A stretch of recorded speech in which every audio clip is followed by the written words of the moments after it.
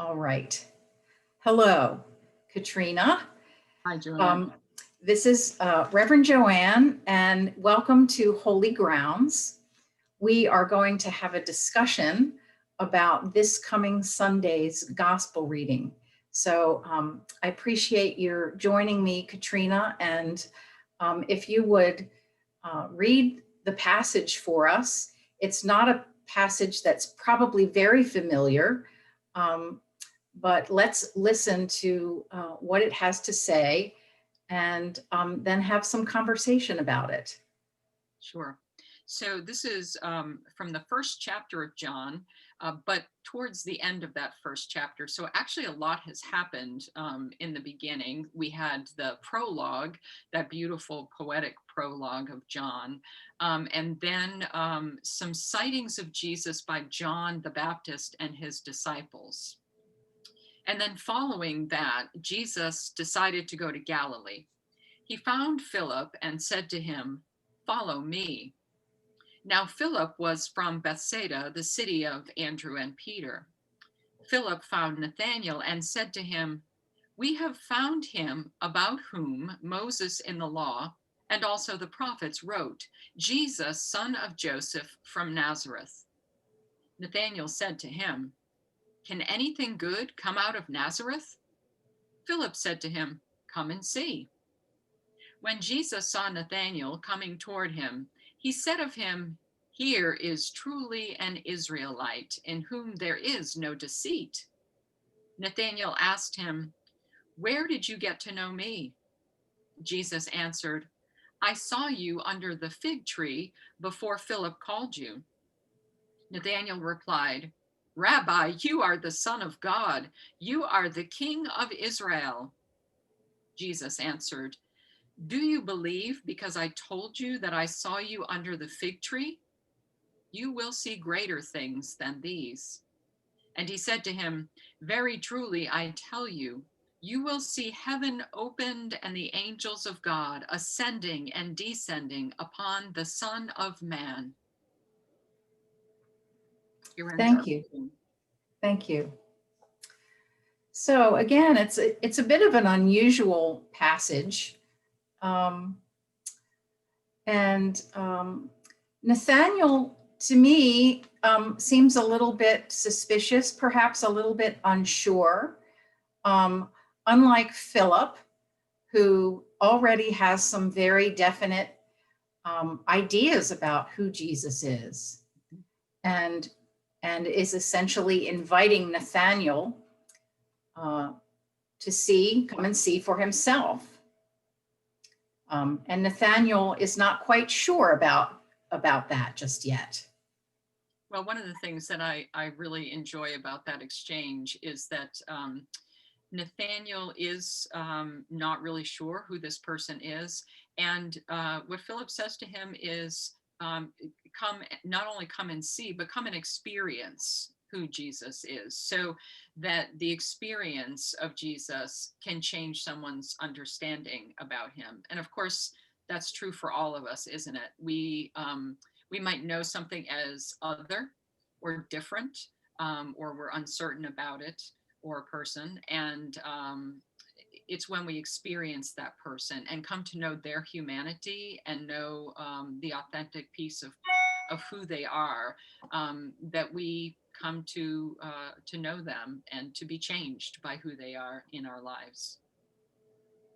Yes, I agree with you. And I think that that comment that Nathaniel makes is one that we might have heard before. Can anything good come out of Nazareth?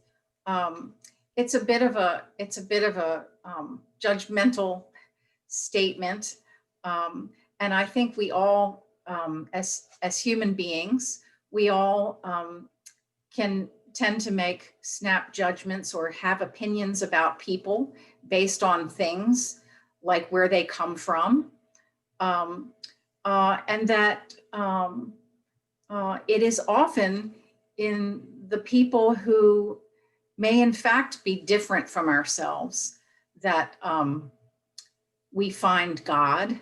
And I think that when there is something about another person that may make us feel uncomfortable or unsure, or that we may even think that we don't like, that is something that we may do well to pay attention to in ourselves. Mm. After all,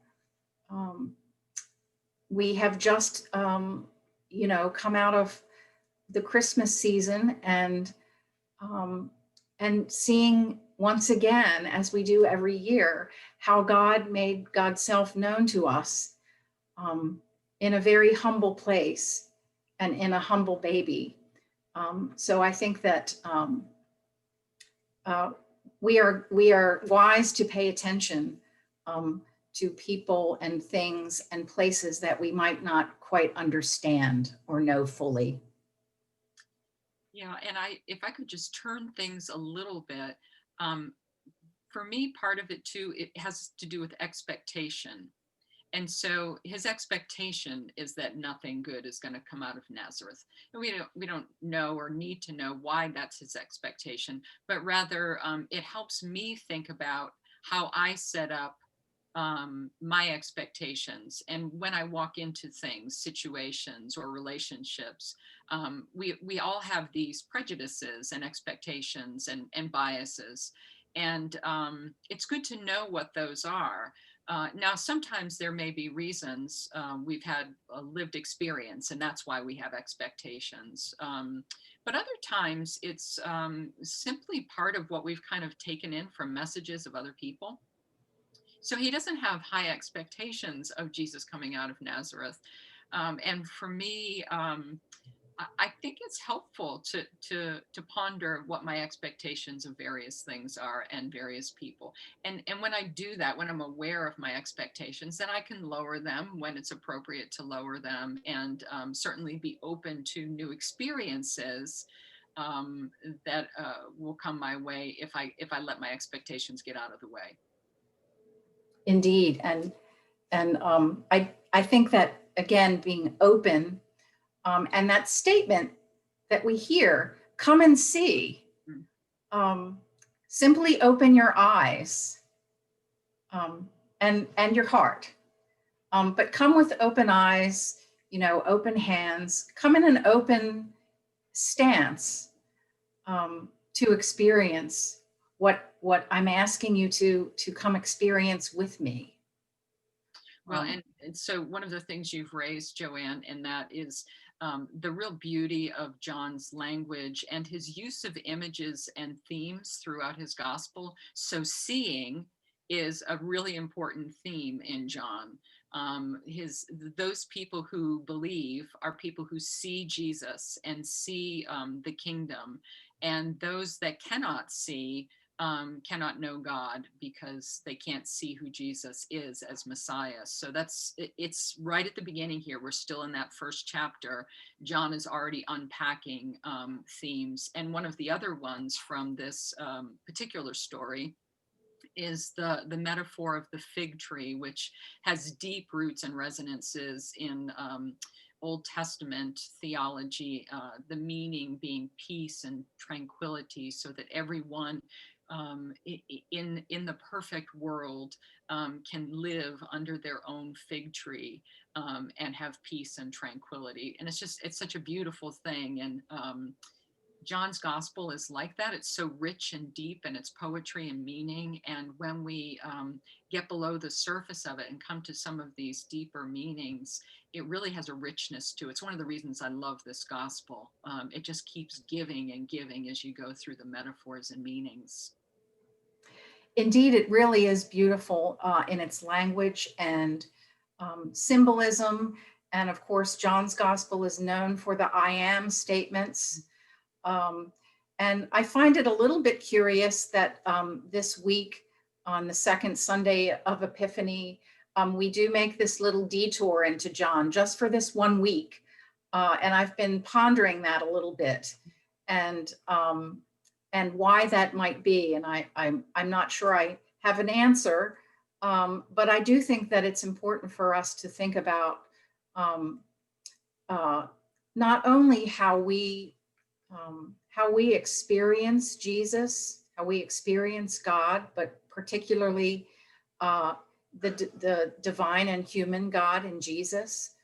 Um, and those I am metaphors, which can be helpful and certainly beautiful, but also how they go hand in hand with Mark's gospel and the emphasis on what it means to be a disciple. What does it mean to follow Jesus? So I think that being a follower of Jesus um, is certainly something that we do as our understanding of him grows and changes, and that we certainly do it with other people. And so that invitation from Philip to Nathaniel, and the invitation that Jesus offers again and again to people to follow me, that is how we grow as disciples and continue to expand our understanding of Jesus's identity. Is there a particular I am statement that has special meaning to you? Well, I think about two of them in particular. One, I love the shepherd, and I love all of the stories about shepherds. But this little shepherd from my childhood nativity set is one that I keep out with me all the time. I keep him in my office. He doesn't go away when it's time to put the decorations away. But also, I am the bread of life. First of all, it's such a moving hymn, anthem, if you will. But when I think about bread as an essential part of the diet, that we need that for nourishment, we need it for our bodily nourishment, but also in our celebration of the Eucharist, that in eating that bread, we not only transform the bread with our bodies, but it transforms us. So that whole image of bread and feeding us in different ways is very lovely to me. Wonderful. How about you? Well, my favorite metaphor out of John really is the word. So not from the I am statements, but rather from the prologue. In the beginning was the word. And, I was thinking about why that is for me. And so my theology really begins in creation, in God as the creator. And one of the wonderful things about John's gospel is it's this lovely echo in the prologue of creation. And so Jesus, for me, is really the one who comes to recreate and make all things new. And the Spirit is a recreating energy that lives in and through us. So that's just kind of central to who I am. And so Jesus as the Word, as the gnosis, the knowledge of God, is really meaningful to me out of John's Gospel. Wonderful, beautiful. Thank you so much. I hope that folks who are watching us and listening have enjoyed this and learned something perhaps, and have some things to think about as we approach this weekend and Sunday, the second Sunday after the Epiphany. So thank you for joining us for Holy Grounds.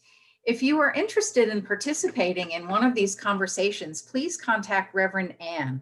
These conversations are not limited to clergy, and it would be wonderful to have some